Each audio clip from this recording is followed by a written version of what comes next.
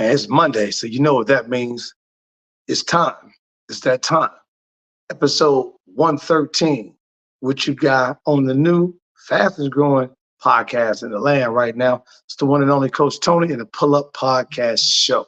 I appreciate everybody that's tuning in tonight from all over, and we got a doozy. We gonna hit you with a jab and an uppercut tonight for both of our guests. But before we start talking about our guests, Val, you know what to do. Drop it.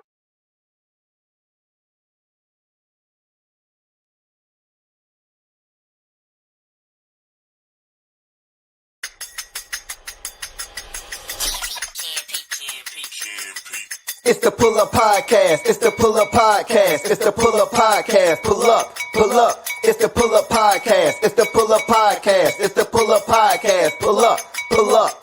Bounce the voice and Coach Tony, you know. It's the Pull Up Podcast. Show. I said bounce the voice and Coach Tony, you know. It's the Pull Up Podcast. Show. It's the Pull Up Podcast. It's the Pull Up Podcast. It's the Pull Up Podcast. Show. It's the Pull Up Podcast. Man, it's the Pull Up Podcast. It's the Pull Up Podcast. It's the Pull Up Podcast show. Back tonight, Monday night, episode 113 with your guy, the one and only Coach Tony. And tonight, we're going to hit you with a double dose of action tonight. Two coaches that, if you are a player, parent, a mother, father, uncle, aunt, cousin, and you have someone that's interested in playing basketball at the next level, that once they've finished up and they're looking to get out of the country, go overseas and play, make some money and start to move that journey of basketball, tonight's episode is one that you want to watch. Also, just talking about just mentorship and development and things that you need along the way. Both of these guests are very instrumental in that, and they're going to talk to us a little bit about it. But before we start talking about our guests and bring them out tonight, Val, let's play a little video real quick so they can see exactly what we're talking about.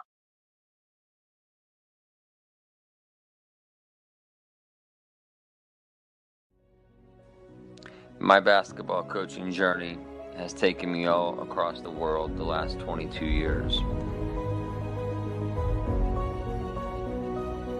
I was taught that your results always speak louder than your words. I had a blast this week. This is a great team to coach, and hopefully I can get him back for another year. His resume is, when you see this resume, it is phenomenal. Basically, that's where everything started with me and Coach Mac. It's something I definitely cherish, and I always appreciate him for doing, because nobody else really gave me that chance or opportunity. At the age of 44, I still have a lot to prove and will remain hungry until each one of my coaching career goals is accomplished.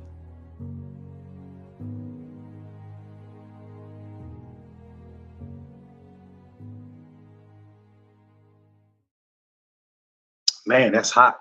That's hot. Let's bring these guests out here. My guy, the one and only, been on the show before, coming back again, but he's on the Pull Up Podcast show this time, coming out of Ohio. Let's bring on my guy, the one and only, Coach Travis McAvene, and my guy, Coach Jonathan Reed.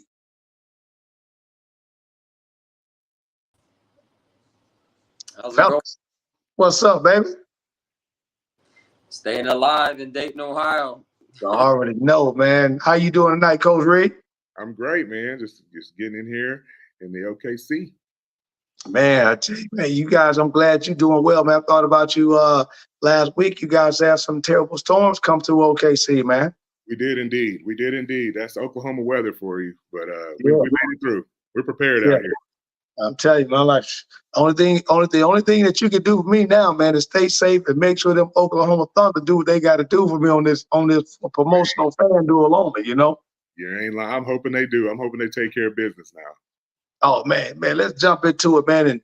And man, you guys are a wealth of knowledge coming into the game of basketball, and you've been in many places, a lot of places that these young guys want to get to. I literally just got off the phone with one of my players watching tonight, talking about taking the stuff to the next level, information. I said, man, you couldn't have called me a better night. If you're going to ever watch the show, this is the night to watch it and make sure you get the information and knowledge that you need. take us down, both of you guys' background, where you grew up at, and how did you get into the game of basketball? Go ahead, Jay. Okay, yeah. I grew up in El Reno, Oklahoma, which is a suburb of Oklahoma City, kind of a smaller town here, if you say, and got into basketball. And interesting because my aunt was an All-American at Langston University. And Langston. Langston at HBCU. And she put a ball in my hand as early as I can remember and was like, hey, this is what you're going to do. so I kind of. Ain't no ifs, ands, or buts, what you going to do. Exactly. So that's kind of what got me started. And then, I tried a couple other things, soccer, a little bit of baseball, tinker with it. But the love of the ball just always, basketball just always took over for me. So I just continue to play through the ranks. Oh, it's dope. What about you, Coach Matt? Well, I'm born and raised in Richmond, Indiana. Basketball country. Basketball country. I finished out playing my college basketball in 1998 at Taylor University in Fort Wayne, Indiana, and was blessed to get into coaching right away. And, here we are 26 years later. And, I've been, at every level. I've been a head prep school coach. I've been a head college coach. And I've also been in 8 countries now since 2012 on the professional level overseas. So I've been beyond blessed to get great opportunities to coach and do what I love to do for a living. All right, that's great. And that was the question I was going to ask. Looking at you, Coach Reed, and you, Travis, as the basketball from the college side started to kind of wrap up, and you saw yourself trying to figure out the avenue in which direction you want to go. Some guys, decide to become a referee. Bless their heart. Yeah. And other guys going to coaching. What was that one bug that kind of bit you?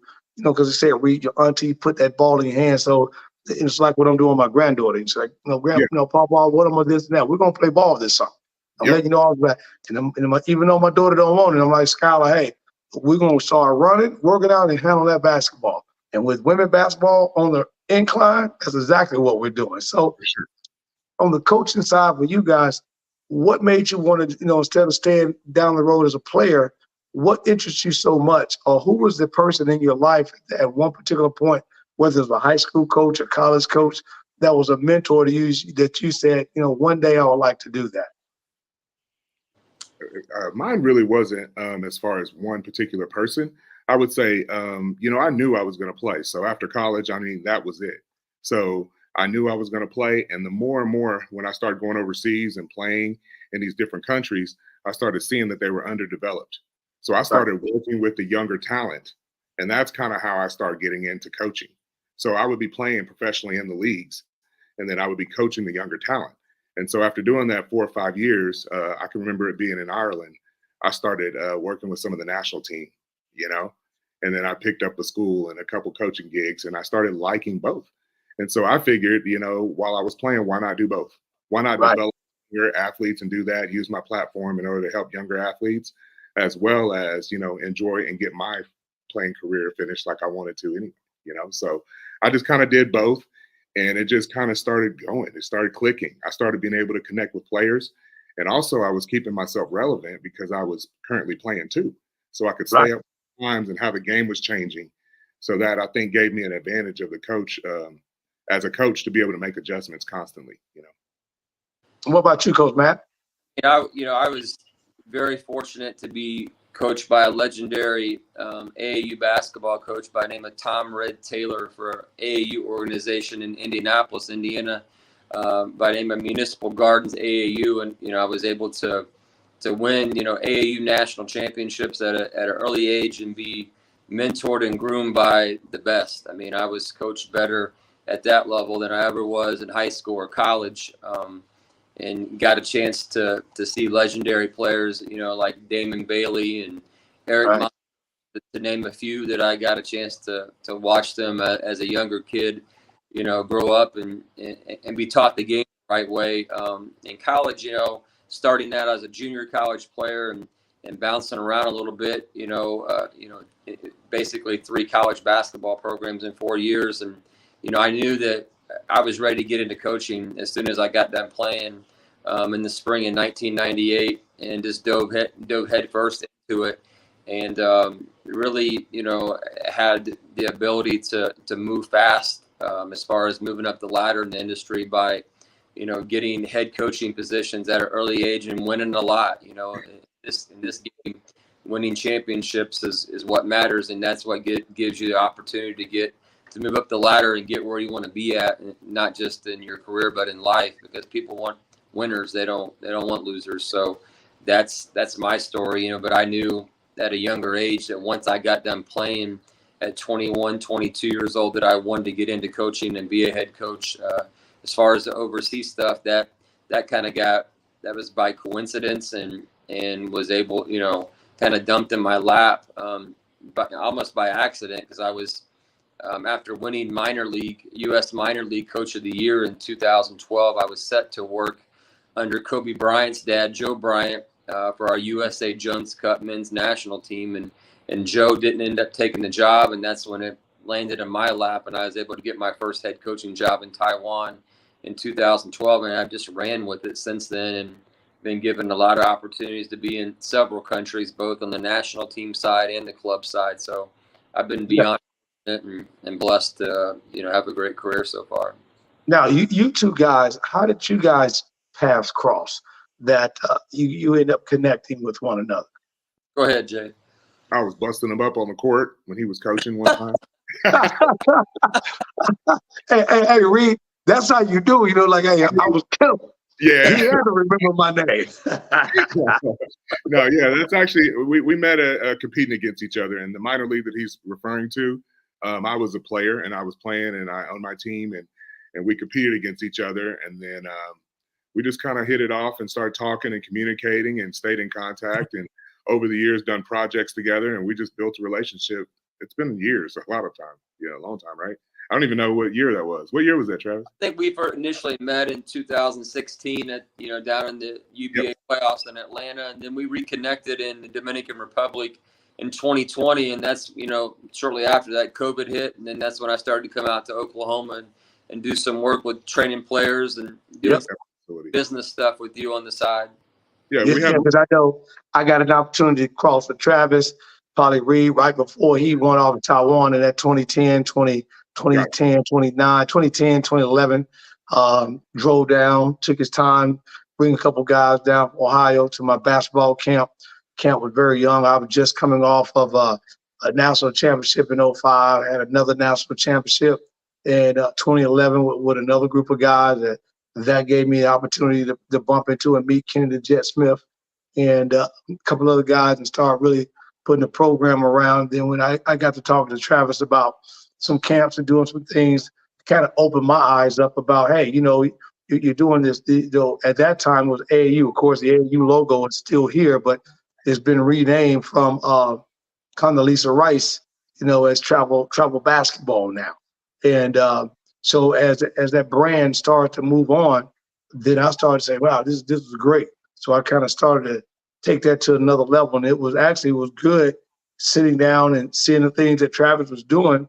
And I remember walking into Fisk University, my first college gig. I was actually going in there just from a conversation that Travis and I had on just doing a volunteer situation, and walked into an opportunity to start my college career. Little did I know in 2006 or so, 7, and it just started, snowballing from there. I always stayed in the AAU side, which has still got a good 17U team. And then, of course, I reached out to you when I got my guy, Joey Stansberry, started putting on some numbers and doing some big things out to Oklahoma. And that was big. So we are sitting here talking with my guy, Coach Travis McAvene and Jay Reed, sitting here on the Pull Up Podcast show. We're going to take a quick break after the first quarter. Val, let's pay some bills. We'll be right back to the Pull Up Podcast show.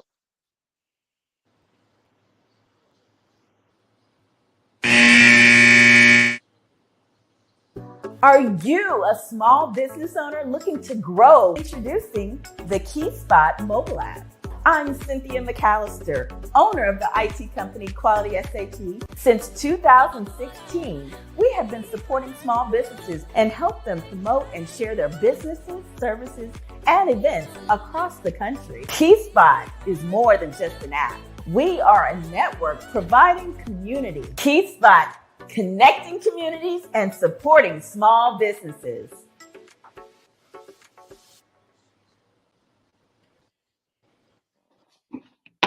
Man, welcome back to one of the hottest sports shows that's coming in the air right now with your guy, the one and only Coach Tony, and the Pull Up Podcast show. See who's checking in here. I got my guy, Wise. This guy, Wise Media, man. That cat got a great name, Wise. And he does some wise things. Appreciate you checking in. And my assistant coach checking in here, Coach Finn. Hey, Travis, you come to my practice, man. I thought she was joking. She said my last name is Finnessy. I said, no, we're in Tennessee. She said,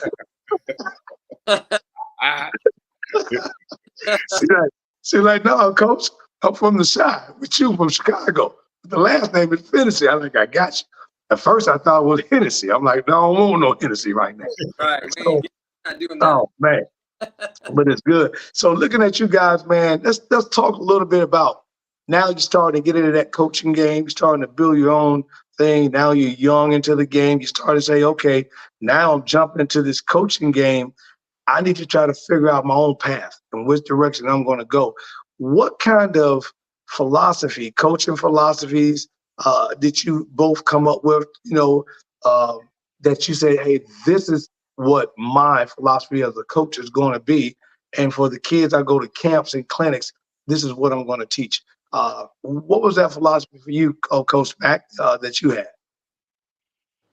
You talking about me, or you want me to answer first or Jay first? Yeah, you on that one. Yeah, so, I mean, I was very firm on the fact, I grew up idolizing the Jerry Tarkanians at UNLV and the Nolan Richardsons at Arkansas and also the Paul Westheads at Loyola Marymount. And I just was a firm believer that when I got head coaching positions, that's the way I'm going to coach and that's the way I'm going to teach the game is play at a beyond fast pace and give my players a lot of freedom to do what they do well and not play like robots.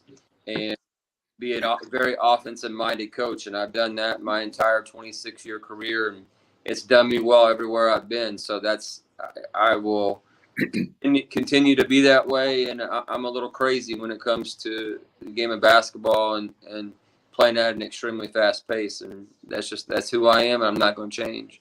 I like that. What about you, Coach Reed? I kind of have a player development heart, for that, so I try to focus on a lot of skill development, making the players being able to make reads, making shots is always great, but I go stops to buckets. And, that's kind of my philosophy. You got to get stops first. I'm more of a defensive minded coach and then push with patience. Also, looking in, I guess is just always making adjustments. I like to change defenses, change offenses and throw people off, with different things like that. So again, adjustments is kind of one of the biggest things that I'm key on. Man, I tell you what, man, I can be on your bench, man, and real easy. That's funny because I've always taught, on one of the oldest programs in Middle Tennessee right now since moving from Chicago, and I developed my guys on what I call the 3 Ps: push, press, and pass. I like to change defenses quite a bit. I tell my guys I'm probably one of the easiest coaches to play for in the way I teach the game, meaning that if we're in transition and we can take that first shot, we're going to take it. We can take the second shot, we're going to take it. But if the ball goes to the third shot, then you got to give me 5 passes. So if we come in transition and you can give me a quick shot up in the clock or come off a ball screen or do something, we'll take it. But if you got to move it more than 3 times, then you need to give me 5. That way I know that ball's going side to side.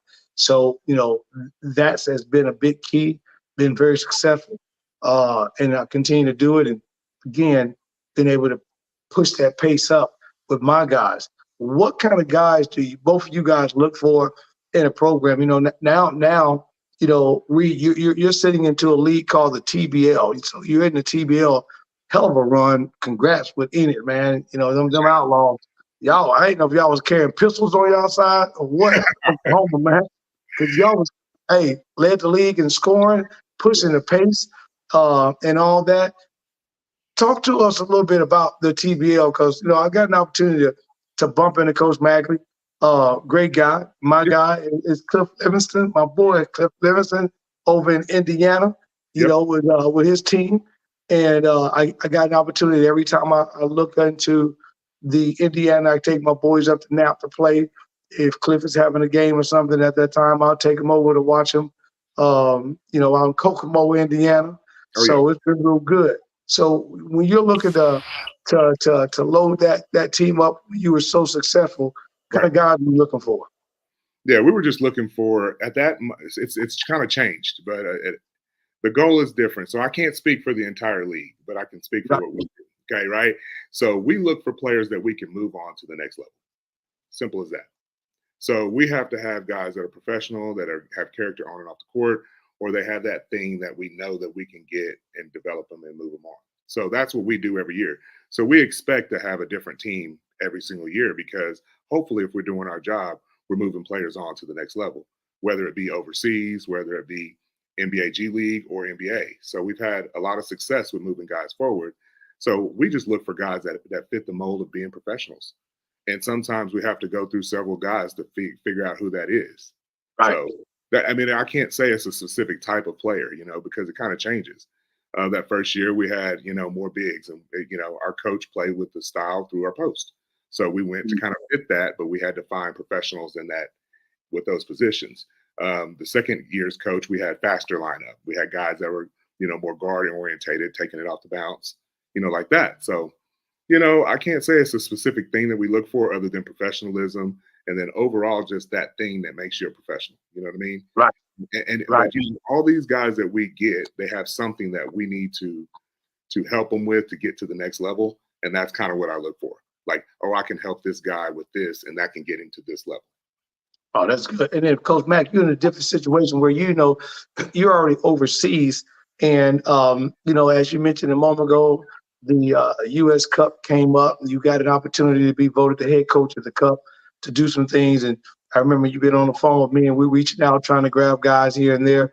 Then you were looking for a specific type of guys, because I remember having a candid conversation with you one time about the guys that were down going into Jamaica and different places of that nature, where don't come down here looking for no foul. They're going to take your head off and then send you home if you're crying. So, it's Charles Barkley type basketball, Oakley type basketball. So as you were building that team for the Cup and looking for success, was it any particular type of kid that you were, because once again, you're coaching up pace and you're trying to bring offense as an excitement to what you do. So who were you looking for exactly? I mean, and Jonathan he can chime in and probably will agree with me 100%. Whenever you're starting to build overseas, you're going to win with great guards. And, you got to have a great shooter and you got to have a great point guard, and obviously being a multitude of countries, the style of play is different in Asia, Latin America, Caribbean. It's different, but the one thing that never changes is you got to be able to shoot the basketball and hit shots. So I've always looked at guys that know how to score and are tough-minded individuals. I've always gravitated towards, inner city players that are tough and hard-nosed and aren't afraid they're not going to cry about fouls and cry about playing time and their minutes, and got to look at their shoestrings and, what color shoes they're wearing. And I don't do well with pretty boys when it comes to basketball. I want guys that are going to go out there and hit you in the mouth and be about winning. So that's always been my mentality when I'm trying to recruit players. And you also need size too. So I mean, that's the one thing you got to mesh the two together. You got to have great guards. You got to have people that can come in and rebound and do some dirty work too. So it's got to be a combination of the two. And I try my best to combine the two. And chemistry is important. It goes back to what Jonathan said. You're finding guys that have professionalism and are going to be great on and off the floor is important, because if you don't find that or get that, they're not going to last very long wherever you're at. Right. That's funny you say that. Reed, you'll laugh on this one.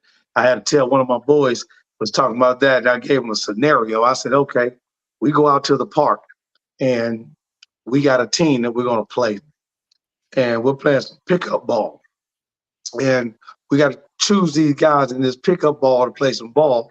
And all of a sudden, there's this one guy over there, white man can't jump, that's got holes in his shoes, and wearing some tight shorts. Then we got the cool cat that come out the car, with a pair of Jordans on, looking fresh and clean. I said, I'm gonna let you choose that guy. Who do you want? And the kid said, man, I'm definitely taking the dude with the Jordans on and who clean. I said, well, at that point, I'm gonna cut myself off your squad and go pick up my own team, because I want the dude with a hole in the shoes, wearing the tight shorts, and looking like white man can't jump, because I know he's on the course every single day. He's working every single day. Man. Is there the work ethic similar to that you guys got to talk to your players about, the work ethic, what are they putting in? Because, we all know what you put in is what you get out of it. You get up every day, you get to the gym late, you leave early, got to take a long lunch hour, put a couple shots up, and, like Travis said, pretty boy, you're going to be sent home, especially when it comes to FIBA basketball. So, what is the thing that you guys get out of your guys in terms of the work ethic? Go ahead, Jay. Yeah, I'd say it's the number one problem right now. Is finding guys that want to work hard every single day. Our particular situation, Travis mentioned it earlier. He came out to us during the COVID times. So we have a private, I own a private training facility that we have, and we were able to train during that time. And Travis and I were talking about it because there's 24-hour access to the gym there. You can come down there. I got a Dr. Dish, I got all that. I mean, you can put up 1,000 shots a day if you want to, makes. Right. And you get that time. So, at first guys are excited. They come in the gym, they see everything. They say, oh man, this is what I always wanted, all that other stuff. And then within a week, guys are no longer in the gym the same way. They're not working the same, they're not hitting the weight room like they can. I mean, it has all the resources down to them and nowhere to go, even during the COVID period. And we still had guys that weren't putting in that work. And we see more and more of that now.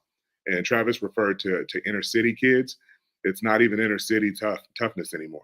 Right. It's everybody. I mean, you just have to find those ones. So we have a very hard time finding the ones that just really want to focus on the basketball, really want to focus on getting better and developing. And then the other thing that kind of caused a problem is people don't think they need to be developed. Right. I mean, or they have the excuses. Yeah. As a player, that's what happened to me. I wasn't that good, and I'll be the first to tell people. I'm not the one that just sit out here and say I was always the best player. Obviously not. But I just kept getting better and better every single year. And I was realistic about my weaknesses and my strengths, and I did what I did well. And the things that I didn't do well, I continued to work on them. And I don't see a lot of guys doing that. They think they're either already ready or they don't want to hear your constructive criticism to where they want to be and what they want to be. So they'll tell you what they want to be and what their big assets are, and not want to work on their weaknesses. I mean, Travis likes shooters, and if you're not putting in, 400 or 500 makes a day, how are you going to be a consistent shooter? Exactly right. You get what I'm saying? So that's one of the biggest things that I see now. And so it's getting difficult to find players because you just got to find them. And that's why these foreign kids, are increasing and, getting in there. I just came back from Guatemala. And I went and played a gym of some kids that weren't very skilled. But let me just tell you something. They played hard every single possession. And by the end of the workouts, those kids were improving their skill set, And I was like, they just rep it out and they go extremely hard where, not to throw shade, but sometimes in America, we have these kids that are a little entitled and they don't work as hard and they don't appreciate some of the resources that we have and the coaching and training. Yep. And Travis, do you kind of see the same thing with some of the guys you've had to go through? I think so. I think, today's generation of players is different than, growing up in the 80s and 90s. And, obviously Reed's a little younger than me, but regardless, we're pretty similar in age. And I think, today's player, I don't think they're really being coached that well as we would want them to be at the college level. And that's not saying that every college coach is bad, because there are some great college coaches, but also sometimes we both have got kids or players that weren't coached very well in college and they struggle with the transition playing at the professional level. And, we go through that right now. We're going through that, as far as going back and forth and evaluating players the upcoming season in the Caribbean Basketball League, which, Jay Reed owns and I'm a head coach of. And That's why we're bringing out players this weekend to Cancun, Mexico for a preseason tournament to evaluate them, because they could look great on film or in workouts, but when we see them play live in person, it could be a totally different story when the lights come on. So we're about to find out. Exactly. There you go. Well, we're going to come back and talk about that. That's exactly a great segue. I'm going to dive a little deeper in that, and we're going to put that out there for the people to know. You are hanging out with Coach Tony on the Pull Up Podcast show. Oh, my God, Coach Jay Reed and my man, Coach Travis McAvene. Val, it's halftime. Let us go get some Gatorade real quick. We'll be right back.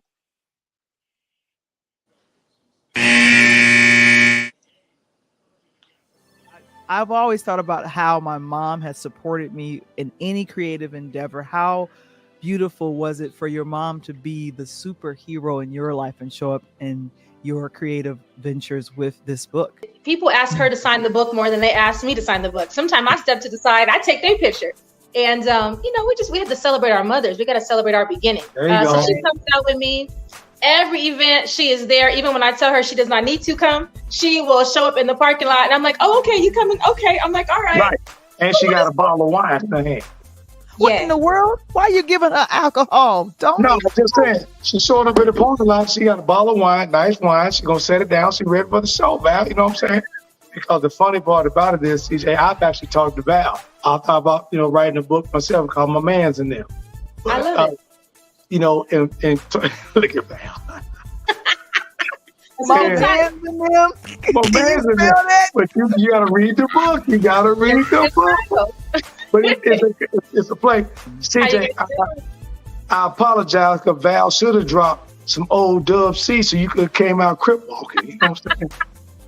I'm not flamed up right now. I got to hold on. Trying to get me shot. Going back to school tomorrow, like, I saw you, Miss Charles. I saw you. I mean, I can crip walk, so please, but I'm kind of, authoring right now. You guys are funny.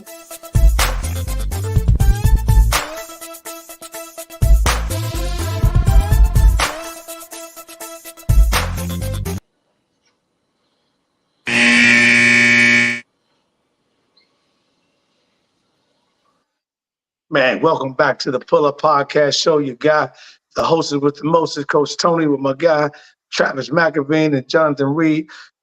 Travis, you just mentioned that a moment ago. We're going to segue into that a little bit because, first of all, I want to say, Coach Reed, I appreciate that because I was just getting that point off. I still got these high school guys, and they think that they're going hard. And they bitch, they moan, they groan sometimes on the floor. They get love taps. They don't get a call, the referee, and they want to stop, take themselves out of the game, mentally check out, and all of that. And everybody thinks that they're going to go next level. And I tell them, son, I'm sorry, but you're too soft. And they don't. And I'm in front of both you and Travis. So I'm definitely an 80s guy. I played hard-nosed out of Chicago. So, and that in between that and New York. And I know how the guys go. You ain't getting a foul in Chicago, whether the south side or the west side of the city, unless you cut up, scratched up. And I'm coming through at the time that Tim Hardaway, Kendall Gill, Nick Anderson, Marcus Liberty, I can go down Kenny Miller, I can go down the list that, we played south side to the west side of Chicago. That was AAU for us. We weren't going down to any place. We may slide over to GI at Gary, Indiana. We may slide over to GI to play a little bit or come down there and knock Travis them and they head down to Naptown a couple times. But other than that, we was in the city.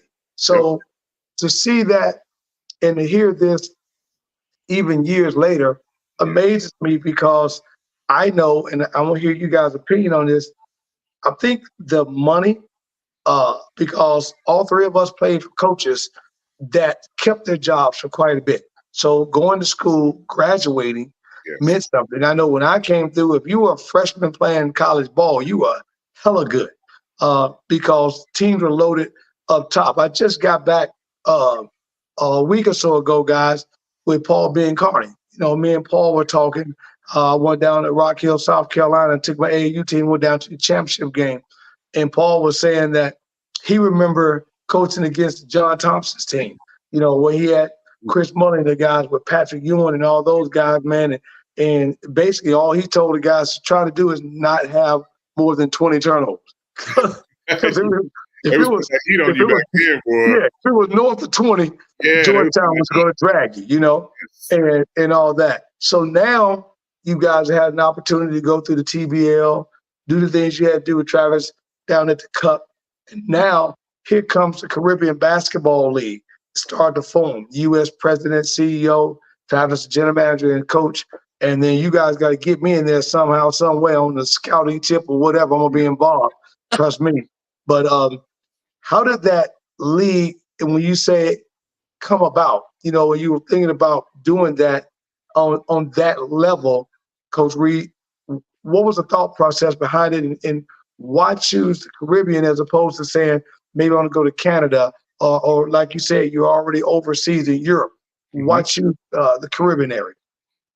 Underdeveloped basketball, but how it came about is I was looking for opportunities for my players that didn't quite get the jobs and the high-level jobs in Europe. So, you know, during my TBL stints and everything else, there was always 4 or 5 guys on our roster or 3 or 4 guys that I felt like needed a little more development. And since the TBL was only a certain amount of time, then I would lose them the rest of the season. So I was always looking for a way that I could keep those guys not only being employed, but also developing their basketball skills. And also I saw that it was a need for guys to be able to operate, you know, overseas and learn how to like live overseas. Guys, like, you know what I'm saying, Travis? Like some guys don't even know how to live over there. No, lives to live like that. They don't know how to function by themselves and think for themselves because they're coddled and they're still living in mommy and daddy's basement. That's the reality. And they hand checked by mom and dad, where, you know, again, on that side of the house, Travis, you and I talk about it heavily, you know, where there's a problem or an issue on that side. And we know AAU for travel basketball runs everything in the United States. So, and I think, Reed, you mentioned it spot on a minute ago, these Euros, where a lot of our American kids don't understand, they graduate at 15, 16 years of age. This is why the Rick Rubio and these guys are playing 3-4 years of pro ball before they get to an NBA draft. So when you're looking at that, Travis, what you just said is spot on, that they get pampered and baby. And then all of a sudden they end up overseas and trying to play FIBA basketball where, you know, you're on contract. And if they don't like what you did on Friday, shit, you can be packed up and going home on Sunday. Absolutely. Well, here's the reality of this. I mean, going back to what you just said, and Jay, you'll chime in. You know, Jonathan played Division I basketball as a player. I have been a Division I college basketball coach. So both of us know and have seen what Division I college basketball players look like. And not only that, but when you've got two people like us with as much experience as we've had, both at the prep school, college, pro level, we know when we see a pro and then when we don't see a pro. And it's nothing personal. It's just business. But we're the type of dudes that are going to be honest and not bullshit you and tell you where you're at with your game. And some people don't like to hear the truth. And I don't give a shit. Yeah, but you know, the thing is, on that, Travis, I tell them that all the time. You know, I go back and pull all my players over the 23 years of my AAU program. The one thing that my good guys, and I've got kids that came through me, they're D1 coaches, kids that are D2 coaches, high school coaches, and they all come back and say, man, Coach Tony, you, for one thing that I like about you, you never cut me no slack. And you told me how it was. But when I got to the next level, that shit was worse. It was even harder than what you said. Yeah, because now you're living away from home. Right now, I got you at home. So if you don't like what I'm telling you, you want to skip practice and don't come to an AAU practice or BS around, you can go home. But you see, now I seen you overseas with Reed and Travis. You are thousands of miles away from home. So now you're in a contract. You have to figure it out. If you don't figure it out, you coming home. You ain't got to worry about going home. We're going to send you home. So when you're looking at that, what do you guys do in terms of motivating a kid, or, you know, keeping him and let that guy know, hey, you're over here in the Caribbean. This is how people move. Or you know, Reed, people in the Caribbean don't move like people in Europe. Absolutely. Totally different people. And so how do you motivate them on that? Yeah, that's the conversation we have when they get off the plane. So when they get off, we have a meeting about it, and I explain to them what to do, what not to do, why you're here, and explain the goals. And then we set mile markers of how we're going to achieve those goals. And that's why Travis is a huge part of that. So in the past, I really didn't have a lot of support when it came to keeping the guys accountable behind me. I would come in, I would tell them, I'd say this, but at the end of the day, I'm still running a professional league. You get what I'm saying? Right. So I would have to move on to the other business sides of this or the other sides of it. And there was never a consistent force behind it, keeping the player development, keeping the guys and teaching them the little intricate things that you need to be successful as a professional. You get what I'm saying? How to walk, how to dress. When they get off, I'm saying, hey, take your headphones off, improve your appearance, do this, start learning some basic Spanish. Right. Basic Spanish. Yes. I'll even tell them beforehand. I'm like, hey man, how are you on your Spanish? How are you on this? I mean, are you doing this? Have you researched this? Even just telling kids to research where you're going. I mean, right. Even those small little details are something that a lot of these guys are just too lazy to do. And so when they get over there, we educate them. And now we got the 1-2 punch with the uppercut, like you said earlier, because now I'm from the top, letting them know what's going on. And then I got support with Travis there right behind me, driving it day in and day out. And he's on the grind. So I had to get somebody with me that wasn't afraid to grind, number one. And then, like you said, knew what it looked like. Know what it looks like to be a professional. Know what different countries look like. Know what different, how to be a professional and what it's supposed to look like was key. And that's where Travis is really, really helping throw some seasoning salt on this thing. Hey, Travis, do you find yourself that with the guys buying in, they because it's like a good pair and bad pair, right? And they're like, man, Coach Jay, he tripped. He doing such this and that. And but then you exactly. And then you walk through the door, T, and you're like, no, man, this is how it is. So what are you doing on that level to make sure they stay on it, with them blinders on and staying focused? Because we all know, and Reed, you hit a perfect point. You go to Europe, whether you're in Paris, you're in French or Spanish-speaking area, wherever you may be, the natives want you to try to speak the language. Even if you can't, be very minimum about it. They appreciate it, and they know you're trying to learn. Yep. But then you go and you try to be cocky about it and do something, they're going to burn you. So, Travis, how do you get that balance with the guy? I mean, Jay hits on points, that's why we work well together. I mean, we're in some ways alike, and in other ways we're opposites, you know what I mean? But we're also not afraid to play good cop, bad cop when needed to get things accomplished when they need to get accomplished. And that's what good business is about. When, back in the day when you had, the Lakers in their prime, they had a great general manager and they had a great head coach and great management from top to bottom. And I think in this case, obviously, Jay Reed's got a lot of hats, but in this realm, his job is to be the president and CEO, and he's in charge of the league. So what he says goes because he's writing the checks. He's paying the salaries for the players, and he's paying my salary to be a head coach. So there's got to be, levels to things. And like he said, once players arrive, the foundation is going to be laid from day one. This is when practice is. This is when lifting weights is. This is when player development is. Yep. If you follow protocol, your ass is getting sent home, and that's the way it's going to be. And I think as long as players understand that they're getting paid to come do a job, they'll be just fine and stay out of trouble and be about basketball and not chasing women and smoking weed. They'll be all right. Right. And Reed, on that, what is the goal? What is your overall futuristic goals for the CBL? Is to be one of the number one developmental leagues in the world, really. I mean, we're going to keep expanding it. That's why I'm going to different countries and seeing who's a good fit, and we want to be the developmental league that feeds into different leagues all over the world and bridges the gap between high-level professional and amateur. And that's my goal. I've always been interested in developmental basketball because, it's just my niche. I mean, I love JUCO. I went to junior college first before I went to ASU. And I mean, those were some of the best years of my life. I played for Coach Rick McCormick. And he was just a hard-nosed coach, didn't take no crap. You got to watch your shots. You got to watch the way you breathe around him sometimes. But, I learned a lot. And those we won a national championship and all that good stuff. That was great. But I learned a lot of lessons, and I like the developmental side of it.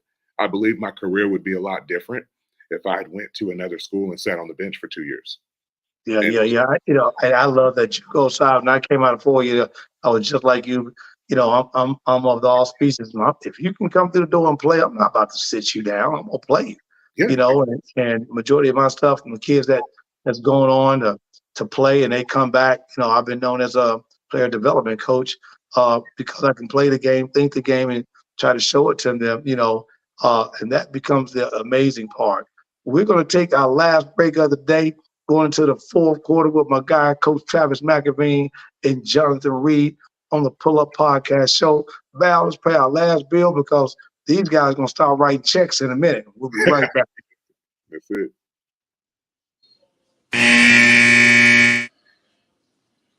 Are you a small business owner looking to grow? Introducing the Key Spot mobile app. I'm Cynthia McAllister, owner of the IT company Quality SAT. Since 2016, we have been supporting small businesses and help them promote and share their businesses, services, and events across the country. KeySpot is more than just an app. We are a network providing community. KeySpot, connecting communities and supporting small businesses.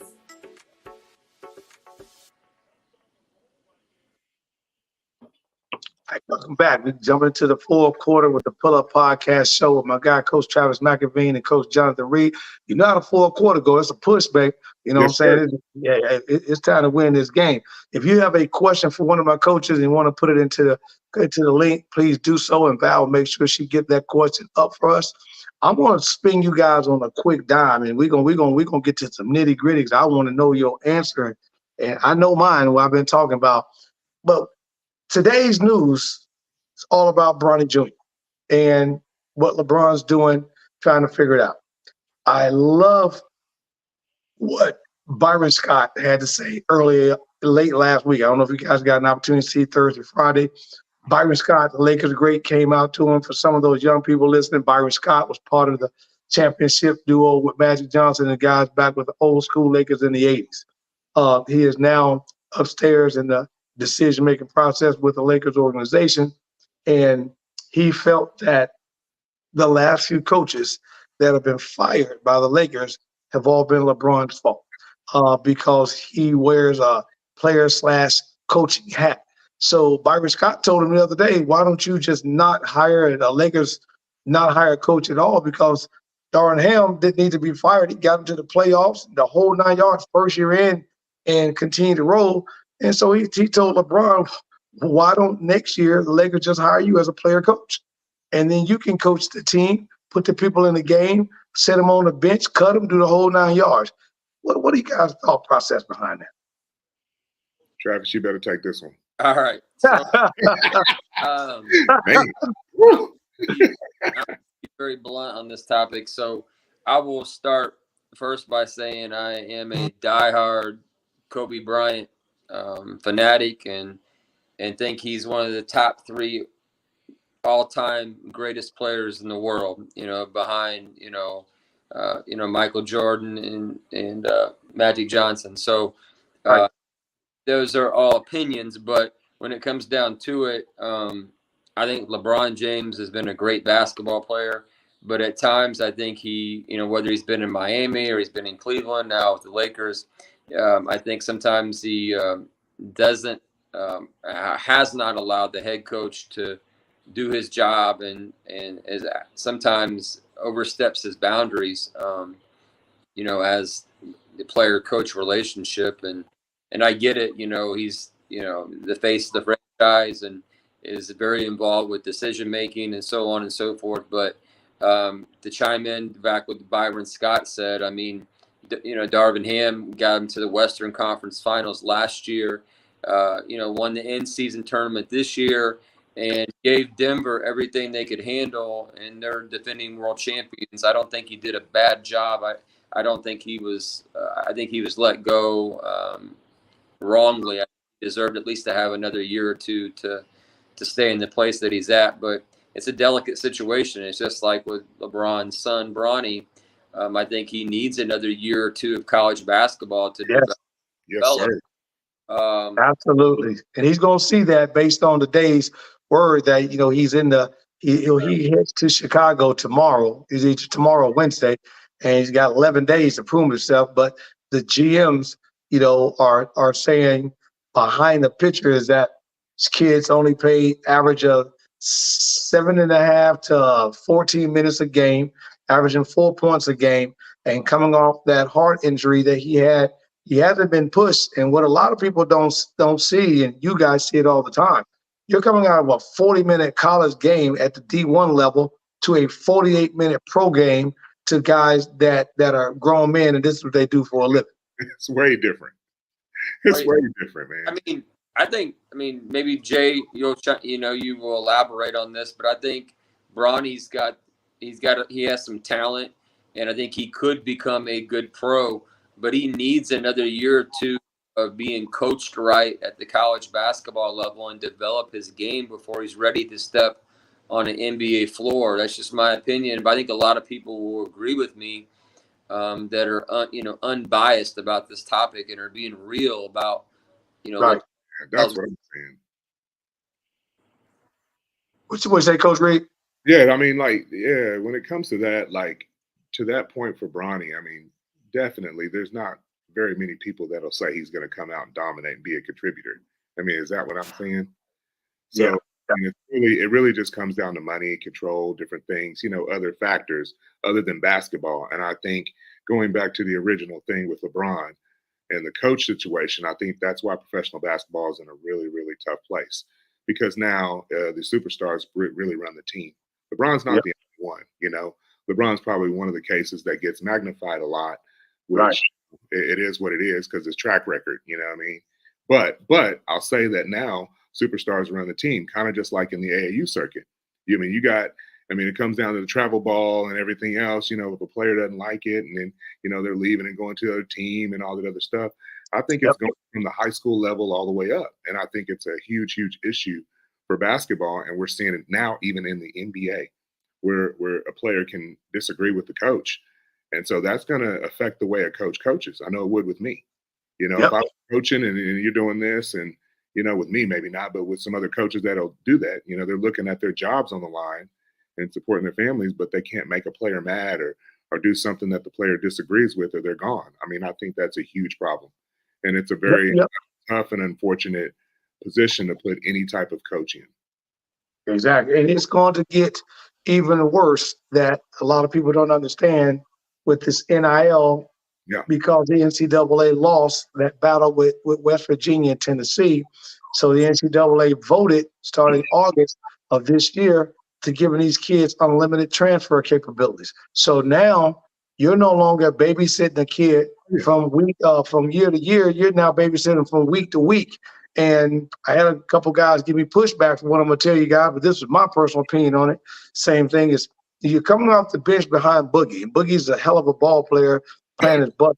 And you get an opportunity to jump over and get to the league. Now, the funny part about it, if I'm little LeBron, what I'm saying with the NIL deal I got on the table with Nike and Beats with Dr. Dre, I'm not trying to go nowhere. I can sit there for 4 years and walk away from the table with about 50 mil in my pocket. What I'm probably going to do is tell, hey, Dad, tell Uncle Rich Paul, I want to go into the agency side. I'm going to manage. Let me make my first client my best friend, who is Juju Watkins, because we know she's going to the league. And then let me make my next client Baby Boy, my little brother. So now I come up. I don't have to deal with it. I don't have to worry about a heart situation down the road, because we saw what happened with Hank Gathers and all the other things that happened. And I don't have to worry about that, because the unknown is the scary part, because, as you said, that court is bigger, the players are bigger, and the minutes are longer. And now you got to deal with that situation. And that's the scary piece for me when I look at his future right now on that. So, and looking at the finals right now, I know I got SGA. Hope they can turn some things around. But what did you guys think about the back-to-back MVP award going to the Joker? Go ahead, Jay. Mm-mm. You said Jason. No. Mm-mm. Hey, I thought it should have went to SGA. That's just my, and I'm with Why Shaq. would it not, man? The best record. I mean, why would it not? How does that happen? I mean, He got 15 votes. 15 votes, and Shaq lost his mind. I mean, how? Gosh, that's frustrating. I mean, you both are going SGA, but I'm an Ant-Man. I'm an Anthony Edwards kind of I dude. love that man. Yeah, I'm here with that even. And I thought he deserved MVP. I mean, but I mean, Joker's, I mean, he's obviously he's already won 2 MVPs already, prior to this. And I mean, he makes Denver great. He makes his teammates better. He's a phenomenal talent, and he's an old school player. But yeah, just my personal opinion, I thought, I think Anthony Edwards is the best player in the NBA right now. That's just my opinion. Nope. People will argue that, but that's my opinion. Yeah, but I think he's the most exciting player to do the things he's doing. I think that, they call him right now Baby George, the second best thing to come out of Georgia behind Dominique Wilkins, obviously. Sure. But, when you're looking at that and just going back from Reed, which I think the point you were getting to is the award's supposed to be on the best player on the best team, and the best team was OKC, and that best player was SGA. Yeah. And even if he didn't get it, because now Joker pulled one off of Michael Jordan 4 in a row on the MVP back to back to back to back. Mm-hmm. You got to think they didn't even make the vote even close, Travis. I think Ant-Man got 5 votes and SGA got 15. Come on, man. Well, and then let's go back to this. You have sports writers a lot of times voting for this that never played basketball. Right. Basketball, but all of a sudden they have an opinion of who's best and where does their opinion come from. But regardless, it's always going to be that way. Politics is going to play into every level of sports. The person that's deserving doesn't always get it, whether it's coach of the year or player of the year or whatever. And that's something that all of us can argue about and chime in. I guess time will tell here. If the Joker can pull off, winning back-to-back NBA championships, then I salute him. Right. For sure. So. Yeah, that's how you got far. And it's a la Stevens A. Smith, right? Going to make it like that. But when you're looking at that, who do you guys got in the championship game? I've got Boston on one side, and I got a toss-up right now because the West is ridiculous right now. Any 3 between Minnesota, and Denver can go back. I think Denver is set to repeat, but I think they're gonna have a tough road in Minnesota. Jay, you want to chime in with me? Chime in. Fully agree with you on the Celtics, but I can't go against my OKC boys. Yeah. I knew you was gonna be biased. So now, anyway, Jay. I'm too biased to go on that. My OKC boys, I'm gonna go with them, but yeah, because I would hate to see Denver repeat. Hate to see that. Well, Tony, I'm gonna throw a wild card in here. I think Boston is favored to come out of the East, but I am an Indiana guy, and I love my Pacers right now, and they can score the back. And I think they can give Boston one hell of a series. We'll see. Can they get to the NBA Finals? I would not make a bet on that, but I certainly would like for it to happen. Shit, if Halliburton keeps shooting the way he did the other day. God, tore it up. And then the West, I really like the way Dallas is playing right now. I think, between and Kyrie, they're big, they're physical, they're long, they're athletic, they're coached well. Experience. They got that. But the thing is, can Luka, he's on that injury right now, and we know, Dallas go through Luka. We know that. So the question is, can Luka stay healthy for this entire series? That's the only question about Dallas. It is. I agree. I mean, everybody's predicting we're going to see Boston and Denver, and that's the Vegas odds. And we will see. But I'd love to see personally. I'd love to see Indiana and Dallas in the finals. It's probably not going to happen. I think more than likely we're going to see probably Boston and Denver in the NBA finals, and it should be one hell of a series. But I guess that's why they play the game. Time will tell. Time will tell. I tell you what, if that Indiana And the guys you want, I better go back and look at the odds on that. I'm going to have to put a couple of Monopoly money on that just to see. Just to see. Hey, listen, if you I know. Hey, I tell you what, Reed, if some of our guys on the night that's listening and looking, and some parents, coaches want to get some information, how can they reach out to you guys with the Caribbean League? What's the information, the website they can reach out and go on if they want to learn a little bit more? And we're definitely going to make sure that the information is with us. They can reach out to me. But how can they contact you guys for more information, for tryouts, for camps, clinics, or even to find out the avenue they need to take to make sure they come over? Because I'll be with you guys in the fall, man. I'm definitely coming through. For sure.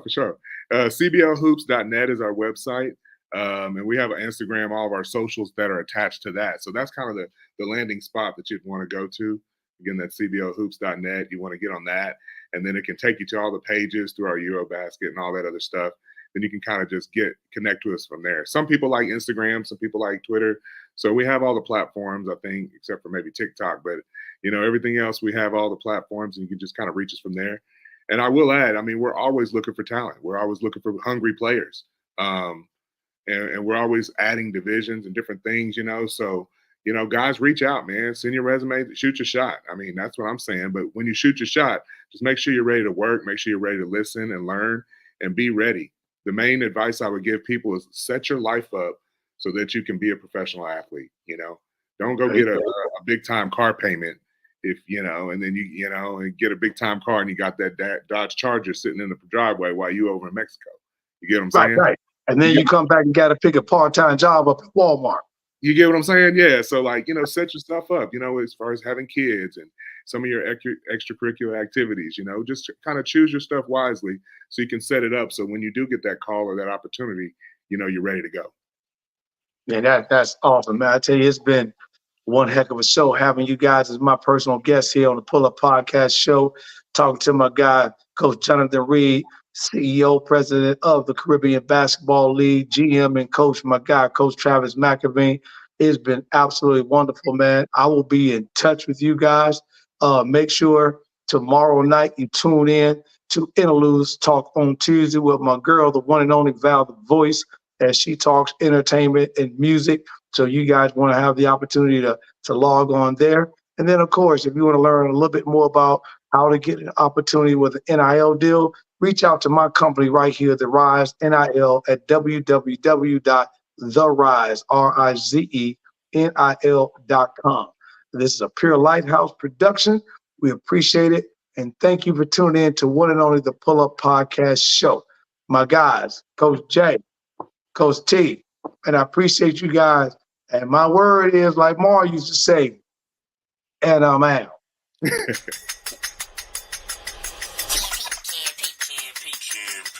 It's the Pull Up Podcast. It's the Pull Up Podcast. It's the Pull Up Podcast. Pull up, pull up. It's the Pull Up Podcast. It's the Pull Up Podcast. It's the Pull Up Podcast. Pull up, pull up. Bounce the voice and Coach Tony, it's the Pull Up Podcast. So, I said bounce the voice and Coach Tony, it's the Pull Up Podcast.